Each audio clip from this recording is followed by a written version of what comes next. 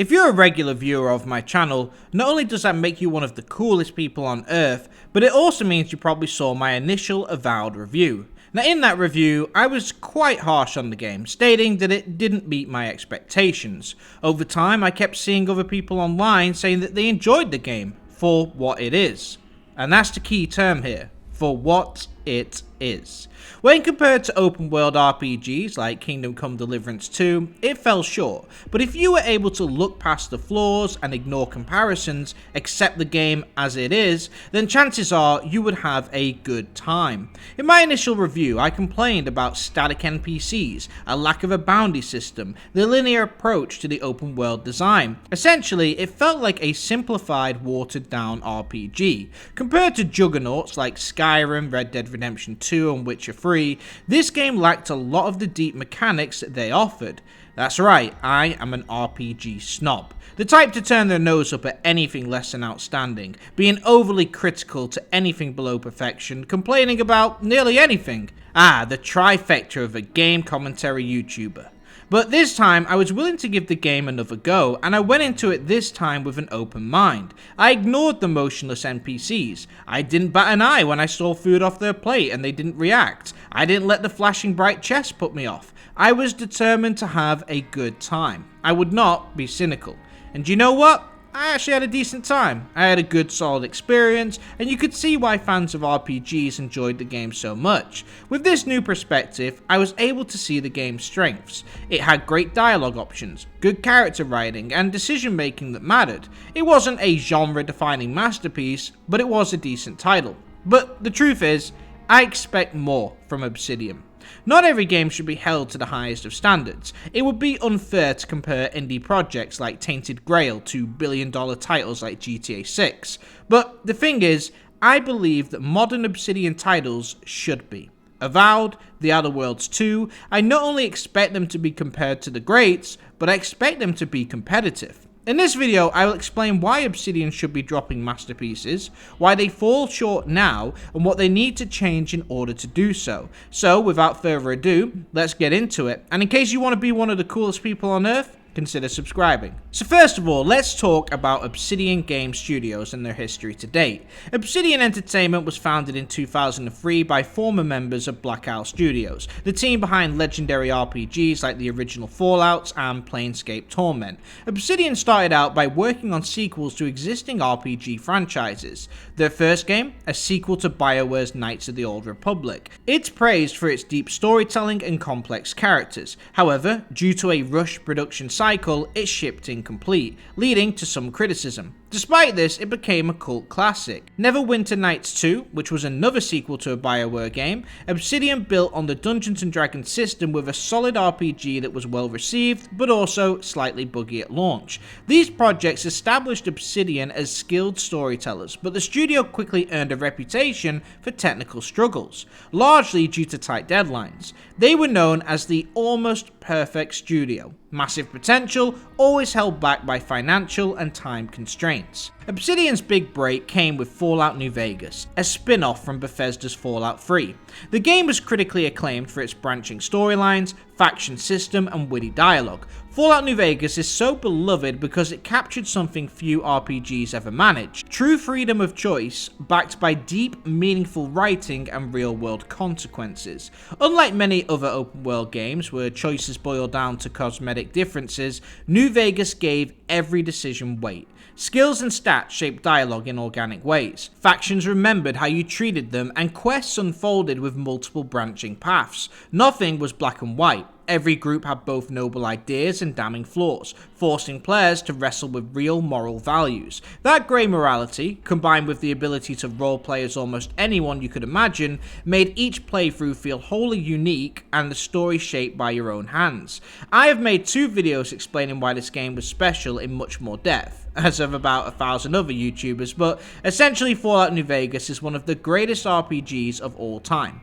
I would argue that if it was released today with new graphics, it would be right up there with modern classics like Baldur's Gate 3. What made it even more special is how much Obsidian achieved under impossible conditions. With only 18 months of development time, they produced one of the most detailed open worlds, filled with some of the best written characters and side quests in gaming history. New Vegas trusted its players to think critically, to experiment, and to live with consequences. That respect for player agency, coupled with branching narratives and unforgettable factions, resulted in one of the greatest RPGs ever made. But due to the rush deadline, there would be drawbacks. The game launched with frequent crashes, performance issues, and a mountain of glitches. Quests could break and become non-responsive. While the depth of writing and role-playing shined through, the technical side often struggled to keep up, making it hard for new players to push past those flaws and see the brilliance that was underneath. So, once again, Obsidian had somehow ended up making another unpolished gem. They were the nearly team yet again, forced to make an incredibly dense game with unfair deadlines and backing. Bethesda even promised Obsidian a bonus if the game got an 85 score or above on Metacritic. Despite being a masterpiece, the technical issues held the game back and it received an 84 score, meaning Obsidian missed out on an important revenue stream. The early 2010s were rough for Obsidian. They had several projects cancelled, including Stormlands, which was a massive RPG, which was shut down despite years of development. They also cancelled a Wheel of Time RPG adaptation that just never came. Financially, Obsidian were on the brinks of collapse. One of the studio heads later admitted that at one point the company was a month away from shutting down. Obsidian's fortunes changed with Pillars of Eternity, a crowd-funded RPG inspired by classics like Baldur's Gate. The Kickstarter campaign raised over $4 million, setting a record at the time. The game was a critical and commercial success, making a triumphant return to the studio's roots in isometric RPGs. It also allowed them to regain creative independence. After Pillars of Eternity, Obsidian began branching out into different genres: South Park: The Stick of Truth, Tyranny, Pillars of Eternity 2, and then in 2019, The Outer Worlds. This was Obsidian's spiritual successor to the type of RPG design that they became famous for with Fallout New Vegas. Set in a colourful solar system, the game put players in the role of a colonist awakened from cryosleep to navigate competing factions, morally complex choices, and satirical takes on unchecked capitalism. Like New Vegas, it emphasized dialogue-driven role-playing, player choice, and multiple quest outcomes, giving players the freedom to shape the story in significant ways. Its writing was sharp, witty, and often darkly funny, with memorable companions and branching dialogue that encouraged replayability. However, The Outer Worlds also revealed its limitations. While the writing and choice-driven gameplay were strong, many felt the worlds themselves were too small and basic when compared to world-class RPGs like Skyrim, Witcher 3, or even New Vegas itself. Exploration was constrained, and the lack of a truly open world left some players wanting more freedom. The combat was quite simplistic, and the game's systems, like perks, crafting, and combat skills, were relatively shallow compared to Obsidian's past work. Essentially, they made cutbacks on features to get the job done. They knew they didn't have the time or budget to make a game the size of Fallout 4, so they would make the story, worlds, and questlines smaller to get the game out. They didn't try to compete with the AAA giants, and fans accepted this at the time. It was once again a case of if only they could get the funding and time to truly make the RPG they always wanted to. But that would change in 2018. Now, just before we go on, I just want to give a shout out to today's sponsor, Xmod. Xmod is an amazing modding tool that unlocks thousands of free cheats, mods, and trainers for your favorite PC games, including Avowed. This platform supports over 5,000 PC games, from AAA titles to small indie projects. Xmod provides pre-configured trainer scripts that can be activated during gameplay, allowing you to modify in-game variables like health, money, and level progression with ease. And you can flip the mods on or off on the fly. You just launch the app and it will automatically detect all the games you have in your library, and it will show you all the available mods as well. Now, just to give you an example of some of the mods available with Avowed, you have infinite health, infinite essence, infinite stamina to help you with the combat mechanics. You have the ability to increase any perk points so you can explore all the dialogue options. This app also gives you access to mods where you can customize every game with thousands of additions. This app gives you a whole new way to experience video games, and it's super easy to use. I used Xmod recently for Elden Ring. I purchased the DLC Shadow of the Erdtree, but I had just started a new game plus, meaning that I couldn't access the new content until I finished the majority of the main game, which will take 50 hours or more. So by using Xmod, I was able to skip the grind, blast through enemies, and I reached the DLC in no time. Once I got there, I switched off the mods and played normally. Total control. Xmod is easy to use, works with over 5,000 games, and is free to try as well. You can try it today by using the link in the description below, and thank you again to Xmod for sponsoring today's video. So in 2018, Microsoft acquired Obsidian Entertainment as part of its push to bolster Xbox Game Studios and its Game Pass. The acquisition gave Obsidian financial stability and the freedom to work on larger projects without the constant threat of closure. This set the stage for exciting new developments. And that brings us to today, where they've released Avowed earlier this year, and they're set to release The Outer Worlds 2 later. With Avowed, prior to its release, the game was quickly compared to Skyrim, an open-world fantasy RPG that had everything most loved about the beloved Bethesda classic. The game has its strengths with great dialogue options, exciting plot lines, and memorable companions. Its world looked incredible with stunning vistas, handcrafted dungeons, and tons of unique locations spread throughout. NPCs had a lot to say, the side quest list was long, and players were rewarded for taking their time and exploring every nook and cranny. But the limitations were immediately apparent as well. As I stated earlier, the NPCs in towns didn't move. There was no bounty system. Enemies were tied to set locations, and the world was designed linearly. Rather than opting for one giant open world, once again, like the Outer Worlds before it, Obsidian decided to break the map into smaller sections. Many found the combat repetitive, imprecise, and heavily dependent on gear rather than player skill. Despite striking environments, the game often feels static. NPCs barely react, there's limited things to do in the world, and quests tend to be simplistic and fetchy. Many have described the world as feeling more like a movie set rather than a living, real world. It felt like in order to avoid the Skyrim comparisons, the studio went out of their way to make it as different as possible. Many reviewers referred to it as a near miss. Its role-playing wasn't quite as detailed as Baldur's Gate 3, its world was smaller than Skyrim's, and its combat wasn't as enjoyable as Elden Ring's. NPCs didn't have schedules like they do in Red Dead Redemption 2 or Kingdom Come Deliverance 2.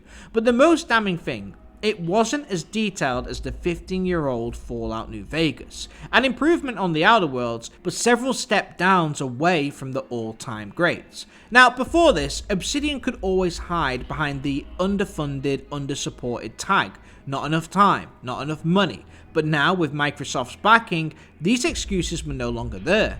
For years, fans like me have been saying, look what they did with Fallout New Vegas. Imagine if this studio had financial backing and enough support. They could be miles ahead of studios like Bethesda. And yet, it appeared that they shied away from trying to compete with them, instead opting for a more streamlined experience. Now, I get that not every game can be Witcher 3 or Red Dead Redemption 2. I understand trying to compete with open worlds like Skyrim is a big ask, but I feel like Obsidian should be trying to get there. It feels like Avowed was a purposefully safe move. Smaller open world structure, simplified quest design, static NPCs who didn't react to player actions or have daily schedules. It felt like a lot was neglected, and my argument is not that Obsidian has to be creating games with the depth of Red Dead Redemption 2, my argument is that they should be trying to. Avowed asks the players to look past a lot of its limitations, enjoy it for what it is, accept that it's more of a streamlined RPG.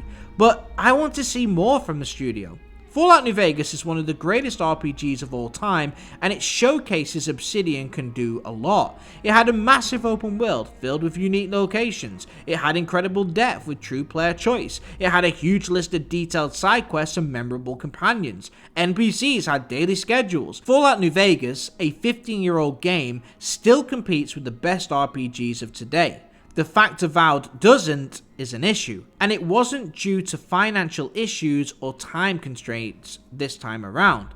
It was due to a lack of ambition, taking the easy way out. We don't need NPCs to move. We don't need a bounty system. We don't need a giant open world. We don't need to make a 10 out of 10 masterpiece. Obsidian decided to make these cutbacks and avoid trying to make a great RPG. I think they need to start trying to do so.